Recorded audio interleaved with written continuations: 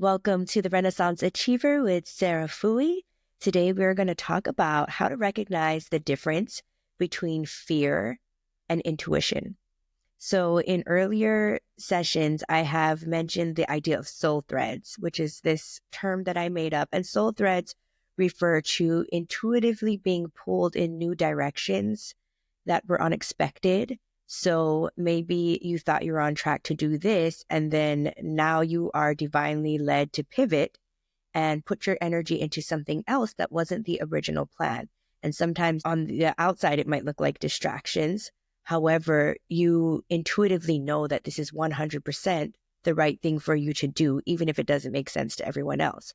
And that is a soul thread because it's threading you into this bigger web or tapestry of life that you cannot see the entire picture yet, but your soul is being pulled in that direction because your soul understands there's a bigger picture here. Okay. So that's a soul thread. It's weaving you into this beautiful tapestry of life that the end result is going to be more beautiful than you could imagine. However, we can't always see how that's going to line up when we're just in a tiny piece of thread, right? Until we take a look back and see the whole finished product. So that's a soul thread. So how do we know if something is a distraction or is a soul thread?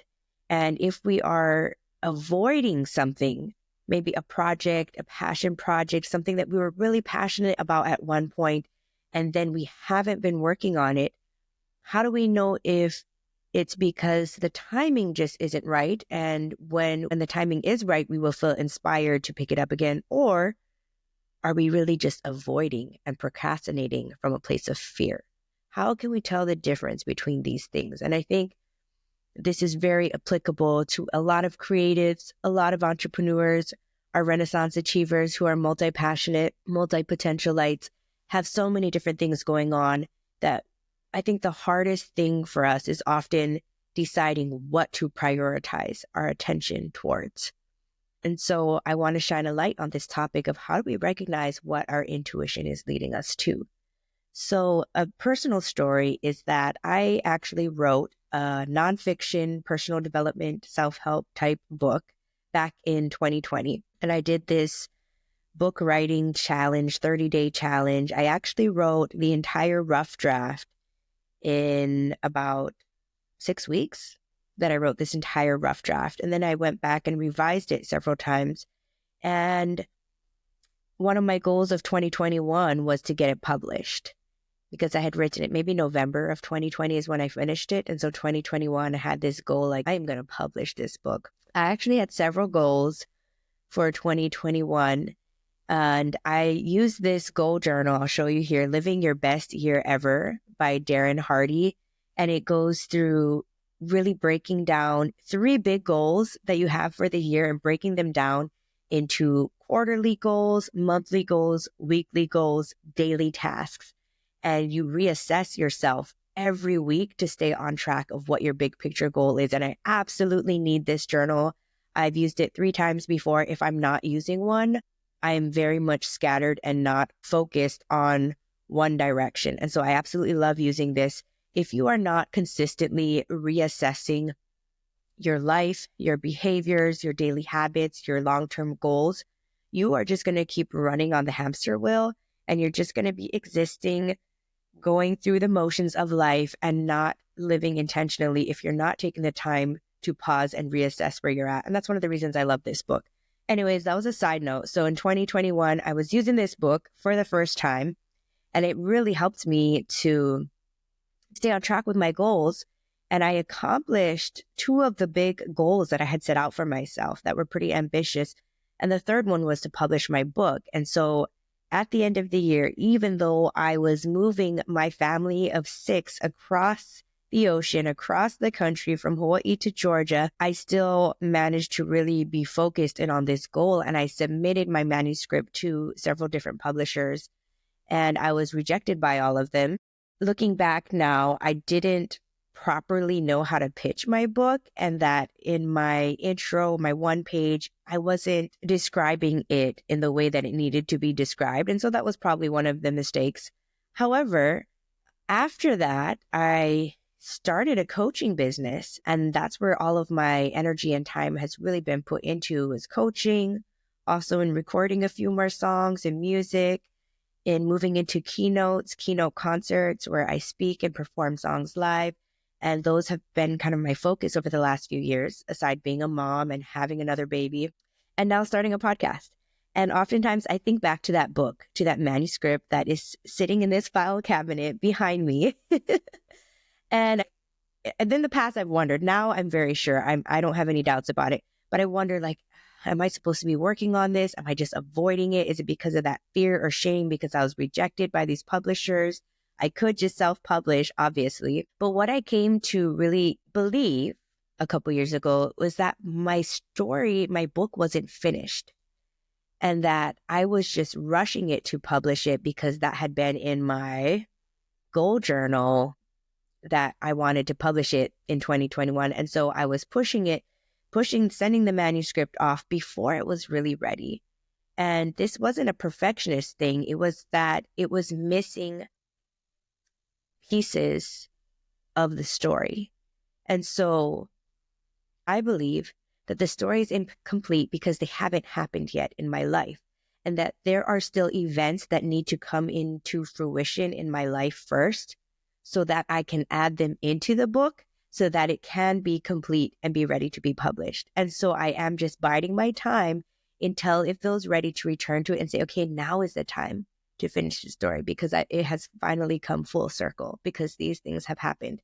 And when I had that realization, I let go of all of this drama I was carrying around. Oh, I failed my book. I'm avoiding my book. I'm procrastinating. I should be working on it. Why am I not finishing it? Because there's a lot of shame for Renaissance achievers. There's a lot of shame with unfinished projects, right? We hold on to that, like, what's wrong with me? Here's another one that's unfinished, and we feel like a failure.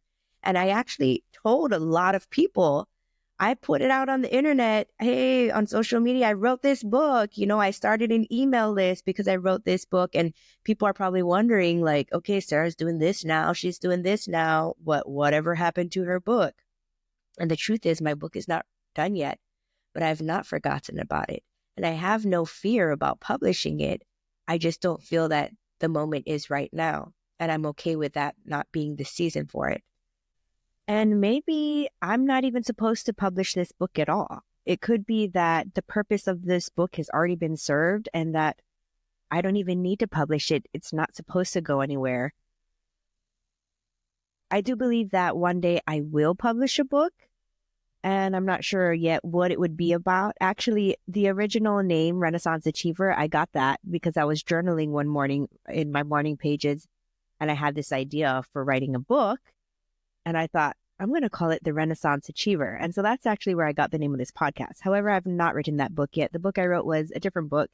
And even if I don't publish this book, what I think its purpose was, it could be that its purpose was to just start putting in motion my online business, my online presence.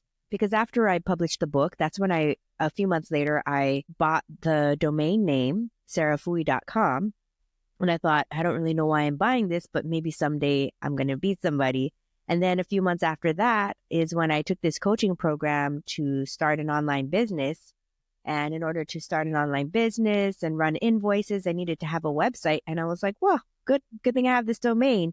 And then I also started an Instagram account, and I had a personal Instagram account previously, but I hated Instagram and I never used it. Every few months I would delete the app and just not go on it for maybe like 6, 7, 8 months.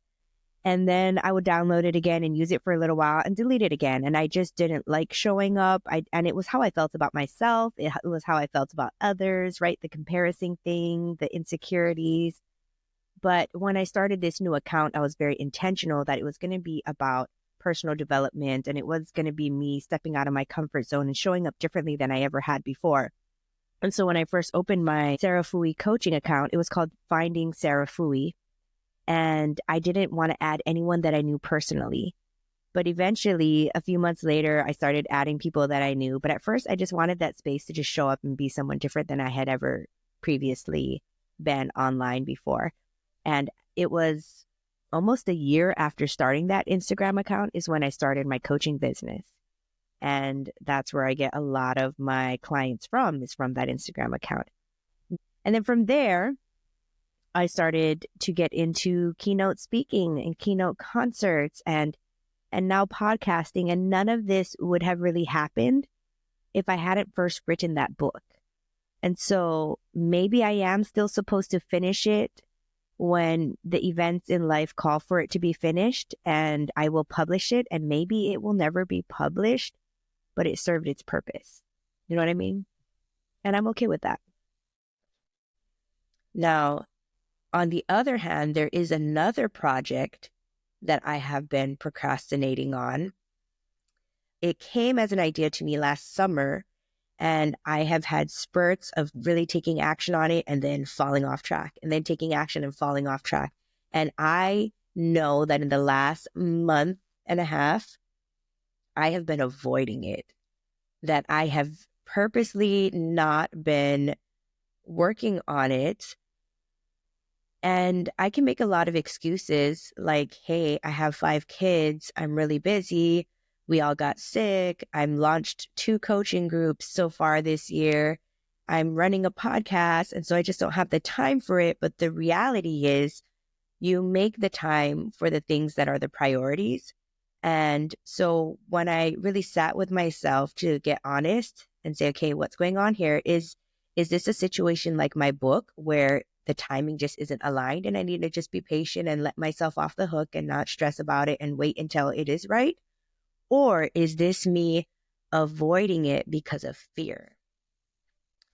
And what I came to realize was that I was avoiding pursuing this and working on this launch because of fear, because I feared that I wasn't good enough. I feared that no one would want it. I feared that I wouldn't be able to provide the value that I wanted to give clients in this launch.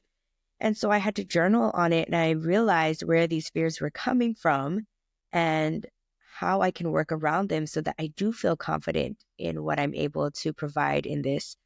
And so I can start taking action again. Now, how did I come to that place? Okay, so if you are feeling fear or avoidance, you need to get into your subconscious mind. You need to meditate. You need to ponder. You need to reflect. You need to be journaling. My favorite way is to journal, just stream of conscious journaling, so I can get all the thoughts out of my head. Right now, it's just like this big mumbo jumbo ball of thread that's all tangled, right? And I just have to unravel it through my writing, through my stream of conscious writing, so that I can get clarity on the thoughts and almost like a dialogue going back and forth. Well, what about this? Well, this is why. And maybe it's because of this. And really just letting out all of the thoughts, because all of our behaviors are driven by our thoughts. And most of our thoughts are subconscious. And so if we don't take time to sit and reflect and understand what subconscious thoughts are going on and bring them into the conscious, then we will never really be able to change and adjust and improve our behaviors that we're not happy with. So taking that time to reflect. And so journaling is a huge one. Another one that helps me to get clear on whether this goal is aligned or not is to visualize the end result. So if you can sit and instead of thinking about the process of getting there, which can be very scary, overwhelming, confusing, filled with doubts, whatever else, right, that comes in the way, blocks that come up with having to face a challenge. If you can get past that and just visualize the end result of having already achieved that, how does that make you feel? Does that feel exciting? Does that feel aligned? Does that light you up? Does that feel good and clear? And if you can visualize it yourself in that place, it probably means that that goal is right for you. You're just afraid of the process of getting there. And so hold on to that vision of already having it done so that you can shift your energy around it so that you can get enough courage to move through the process. But if you visualize the end goal and you're like, yeah, that's cool. Like I can visualize it, but there's not a lot of emotion attached to it. That's maybe a good indicator that maybe you think that you want this goal or that you feel like you should get it, but it's not necessarily aligned. So right now, if I picture publishing my book, I'm kind of like, it doesn't light me up. I don't feel it's right. I know the story's not done. And so there's just no emotion attached there. But when I visualize this other goal that I've been working on, I'm like, oh, yes, I would love to do that. And I would just be so ecstatic to know that it worked out. And that tells me, okay, this thing is still aligned for me. I just have to get over my fears and take the next step. So I hope that helps. Visualize the end result instead of the process. How does that feel? Journal, meditate, ponder on the resistance that you feel, the patterns that are coming up, where they might be coming from. What are some of the blocks, and problem solve them so that you can start moving forward and discern really what is keeping you back because of fear and avoidance, or what is keeping you back because of misalignment.